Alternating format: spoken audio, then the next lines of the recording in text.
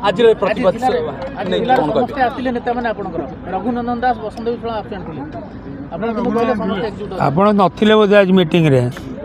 रघुनंदन दास को आप देखी नहीं पारे ना आज प्रतिवाद सभा नहीं कौन आज प्रतिवाद सभा रही देखु जपरी भाव में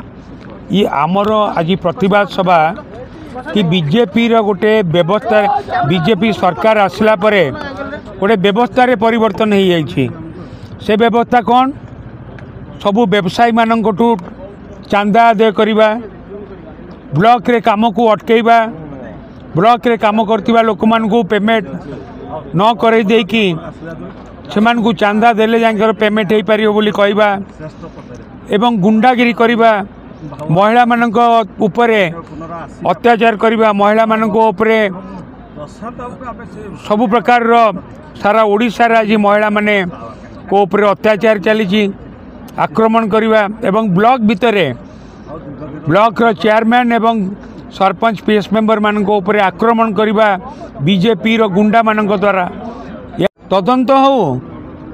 जो माने दोषी तांको विरुद्ध रे कार्यानुष्ठान हो एवं एपरी भाव में एटी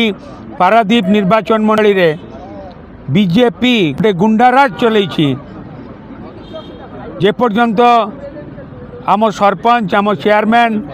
आम पीएस मेंबर कुजंग ब्लॉक रो जो माने तांको आक्रमण करचंदी तांको जेपर्यंत न्याय न मिली